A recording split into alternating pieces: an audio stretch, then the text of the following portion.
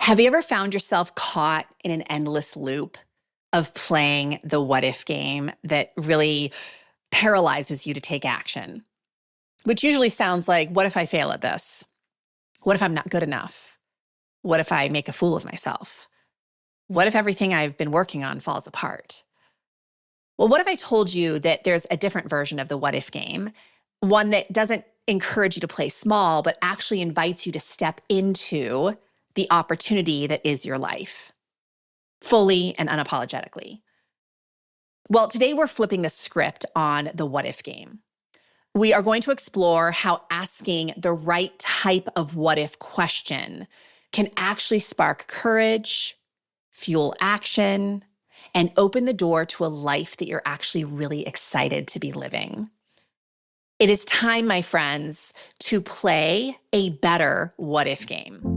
Welcome to the Grace and Grit podcast, made for women who want their healthiest years to be ahead of them, not behind them. Join your host, Courtney Townley, right now as she breaks down the fairy tale health story you have been chasing all of your life into sensible action steps and lasting change.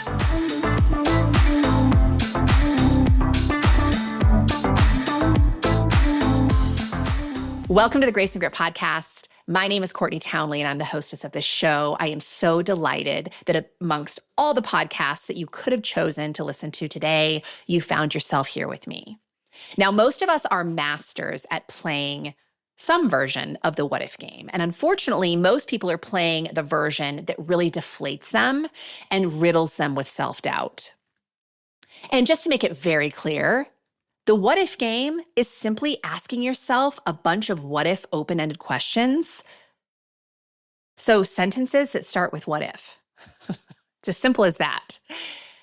Now, life is one big what if. Life is uncertainty. We never know exactly how something is going to work out. In fact, I often find myself reminding my clients that every decision they have ever made has been based on a best guess. They made the best guess based on the best information they currently knew at the time. Sometimes that works out in their favor, sometimes it doesn't. So I find myself coaching a lot on the what if mindset, more specifically, the negative what if mindset, which sounds like, what if I mess this up? What if this is harder than I expected? What if I hate it? And there's really two big problems with the negative what if line of thinking.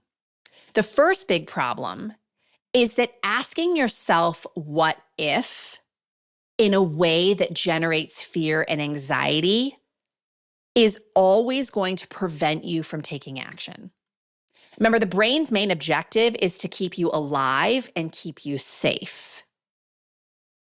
And conjuring up what if scenarios that induce terror and fear is scary. That does not feel good. It freaks the brain out. And a scared's mind default is always going to be to retreat from the thing that it fears. The second problem with the negative what if game is we're asking open-ended questions as if someone else has the answer. No one else has the answer. Life is uncertain for all of us. So I always find it a little bit of a comic relief when I find myself going down the track of what if thinking. Who exactly am I asking these questions to? Nobody knows here if I'm going to fail. Nobody knows if I'm going to disappoint somebody by making this decision. And here's the really empowering thing to remember. What if I just answered the question for myself? What if I fail at this? Well, if I fail at it, I'm probably going to be a little disappointed for a few days. And then I'm probably going to stand up, dust myself off, get some better information, do a little bit more research, and try again. So when I source my own answers to my own what if questions, I get a tremendous amount of relief. So if you are stuck right now in a space of asking a lot of negative what if questions, and you know they're negative because they're conjuring up a lot of unnecessary fear and suffering. So if your what if questions are generating a lot of difficult emotion, you either need to ask better what if questions, which I'm going to teach you how to do here in just a second, or you need to answer your own what if question. And the way that I like to answer a lot of my own what if questions is just with the statement, even if. Even if I fail, I know I'm going to be okay because I'm a smart cookie. I can figure this out. I have failed at things in the past. It didn't destroy me. Even if leads me down a pathway of really empowering myself to remember that I will figure it out eventually. So there is a different version of the what if game that we can play. It is very simple. It's obviously asking what if questions that inspire you into action rather than compel you to hide from taking action. And there's a great quote, I'm sure you have heard it before, that kind of summarizes this. It simply says, "What if I fall? Oh, but my darling, what if you fly?" That quote is by Erin Hansen, an Australian poet. I've heard a lot of different renditions of that over the year, but it so beautifully summarizes this concept that I can play a what if game that destroys me, or I can play a what if game that amplifies everything that I am and the possibility before me. And that sounds like, what if I succeed at this? What if this turns out to be one of the best decisions I have ever made in my life? What if this changes my life for the better? Or heck, what if this actually changes someone else's life for the better? What if this helps me to understand myself better so I can live my life better? So I want to give you some very tangible action steps because we're not just about information on this podcast, we're about application. So a couple of things I would challenge you to do is number one, start to get some clarity around your own what if default questions. And I can pretty much guarantee if you are someone who feels very stuck in some area of your life, you are most likely asking negative what if questions. What if I fail? What if I never figure this out? What if everybody hates me? What if I never get to whatever that achievement is, right? You're playing some rendition of that game. So get clear on what your default what if questions are, especially in the areas you're feeling stuck. And then I would encourage you to consider empowering alternatives to that question. So, empowering alternatives would either look like answering your own question. What if you do fail? What if this is harder than you thought? Answer those questions for yourself. You could also even if the scenario. So rather than what if I fail, even if I fail, finish that sentence. What are you going to do if you fail? Those are all empowering alternatives. But of course, one of the simplest empowering alternatives is just to ask better questions. Better questions are what if questions that inspire you into action rather than making you want to stay in bed and pull the covers back over your head. And if you're struggling to come up with some empowering alternatives to the negative what if question, in terms of flipping the script on the question, asking a better what if question, I'm going to give you some alternatives here. What if you are more capable than you have ever given yourself credit for? What if you succeed at this, whatever that thing is for you, beyond your wildest expectations? What if the best chapters of your life are yet to be written? What if the story you have been telling yourself about your life and about your possibility isn't true? What if discomfort is a sign that you're on the edge of a breakthrough?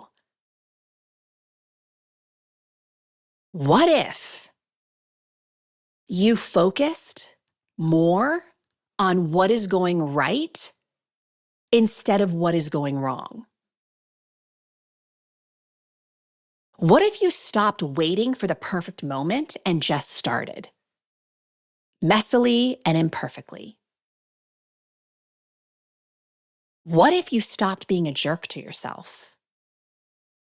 What if you stopped believing every thought that you think?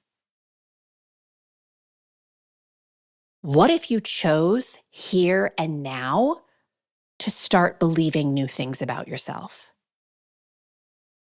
What if you already have everything that you need to start moving the needle of progress? What if you stopped hiding from your power and really fully stepped into it?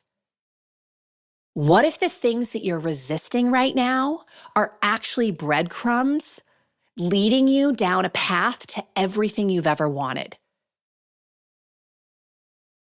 There is no end to what if questions that can inspire you into action, and it truly is just a practice.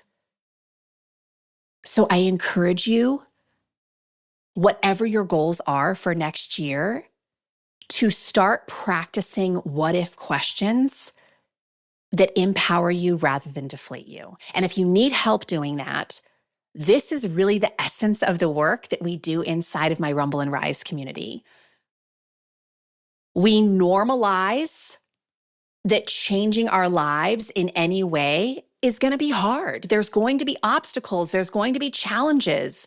There are going to be detours that we didn't anticipate. And how we talk to ourselves in those moments and through those moments is everything. So if you are someone working to improve the health and well-being of some dimension of your life right now, and you would like to be in the company of women who are doing the same, check out the community. Come join us for 2025. You can find out more details. You can find out specifically about our holiday sale, which is really going to give you the best rate on the community and also the option for some private coaching by heading on over to graceandgrit.com/ready to rumble. Once again, that's graceandgrit.com/ready to rumble. And if you have questions about the community, you're always welcome to reach out to me at Courtney@graceandgrit.com. And I will be more than happy to answer your questions. Again, thank you so much for being here. At the time of recording, we are really heading into the week of Christmas. So I just really wish you and your loved ones a very safe and happy holiday. And I cannot wait to continue traveling with you in 2025. I'll see you then. Take care.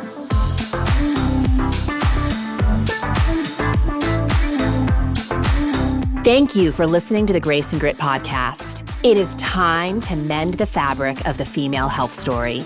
And it starts with you taking radical responsibility for your own self-care.